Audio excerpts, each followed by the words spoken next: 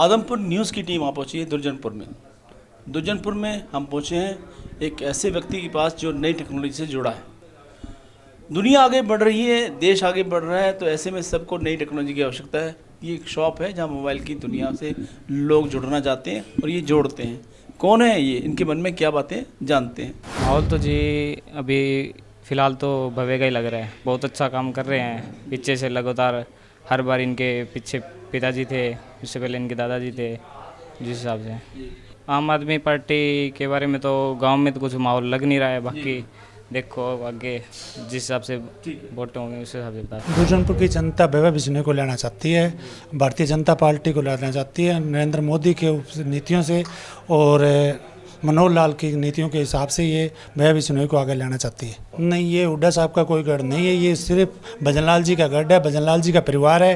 हुड्डा का तो हमने एक बार वहाँ किसानों की जो रैली थी वहाँ हम रोज चंडीगढ़ गए थे, उन्होंने हमारे पर लठियाँ बरसाई थी, हमारी गाड़ियाँ तोड़ दी थी, हमारे सिर फोड़ दिए थे किसानों के लिए कि हम अपना हक मांगने के लिए गए थे, लेकिन उन्होंने हमारी जास्ती की थी। हाँ, आदमपुर हल्के के जितने भी गए थे ना, उन पर लाठियाँ बरसाई थी और हमारा सिर फोड़ दिया। एक फ़ोन में देख सकते हो हमारे। वो नया अच्छा पढ़ा लिखा हुआ है, विदेश से पढ़ा हुआ है, पैसे तो 29 साल का है, ये 25 साल तो उन्होंने यहीं पढ़ा है अपने यहीं से, और 4 साल वो विदेश पढ़ने गया, अच्छी पढ़ाई करके है, लेकिन अच्छी शिक्षा देगा और खेल के लिए बढ़ावा देगा।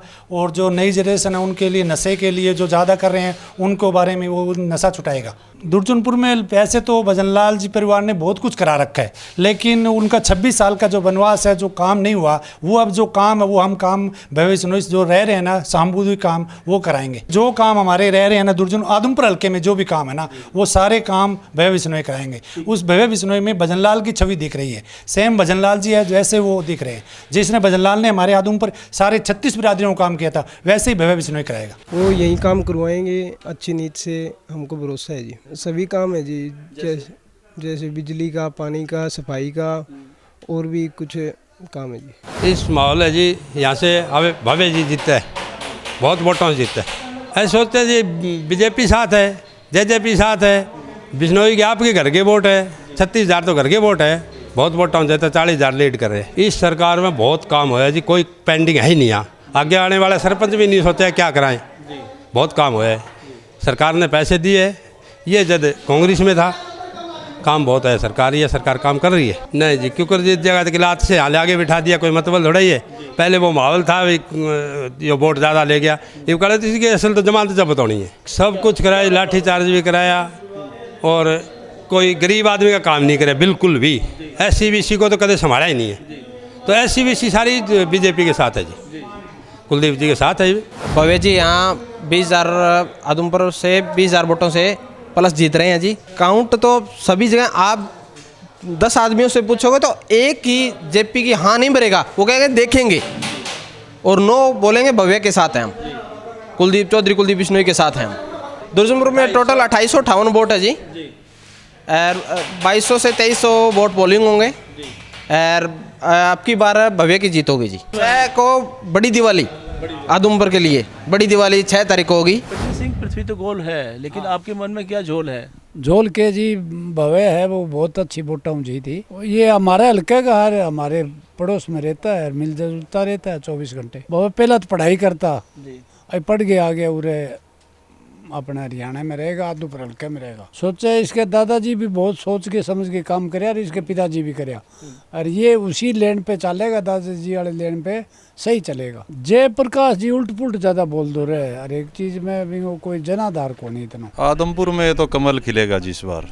कारण तो ये है जी, अब लोग कह रहे हैं जेपी जीतेगा, जेपी जीतेगा, जेपी जीतेगा। कोई रीजन तो बताओ जेपी का, एक आधा रीजन तो होना चाहिए जिसके कारण हम ये कह सके कि जेपी जीतेगा। दूसरा लोग कह रहे हैं हुड्डा साहब ने विकास किए हैं।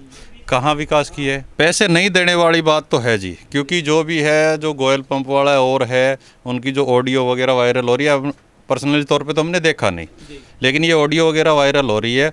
और रही बात ये पैसे बांटने वाली, तो पैसे बांटने वाली तो या तो जो लिए हैं वो बता सकते हैं, या जिसने दिए हैं वो भी है, पर जेपी कुछ भी कर सकता है जी, जेपी कुछ भी कर सकता है। पीछे काजला में एक मुद्दा था, जब काजला में जेपी आया था उस दिन अपने ही पार्टी के किसी बंदों को बुला के वहाँ हुड़दंगबाजी करवाई थी। तो ये जेपी कुछ भी कर सकता है। आपका नाम क्या है? नाम मेरा फतेह सिंह है जी। फतेह सिंह। हाँ जी। जो गांव है आपका गांव दुर्जनपुर, नोड़ी खुर्द है। ये दुर्जनपुर गांव है, यहाँ पर जो वोट पड़ेंगे हाँ, तो क्या लगता है क्या होने वाला है? अच्छे ही होगा जी, बढ़िया होगा जी, जी अच्छा जीतेगा। कुलदीप सिंह का जो लड़का है अपनी वो जीतेगा। अच्छा, बहुत बढ़िया जी। हमारे लिए तो आधी रात को फ़ोन कर देगा तो जी सारा काम करते हैं जी। तो मान लिया आदमपुर से मंडी से मान लिया भजन लाल जीतेगा, मान लिया कुलदीप जीतेगा। उनके बारे में जी ठीक है जी, मान लिया वो आपके मान लिया इसका हिसाब से मान लिया जी है कुलदीप जीतेगा यहाँ से। पहली बार है जो कि आदमपुर हलके में इतने भारी विचार हो रहे हैं और सभी पार्टियां इसको नाक का सवाल बना के बैठी हैं कि उन्होंने आदमपुर सीट को जीतना है। ये तो आने वाला वक्त बताएगा, 6 तारीख को तय होगा कि आदमपुर में किसकी दिवाली दोबारा मनाई जाएगी। हमें भी इंतजार रहेगा कि आखिर ये दोबारा दिवाली मनाने का श्रेय किसके माथे पर आता है। आदमपुर न्यूज़ के लिए दुर्जनपुर गाँव से वी के शर्मा।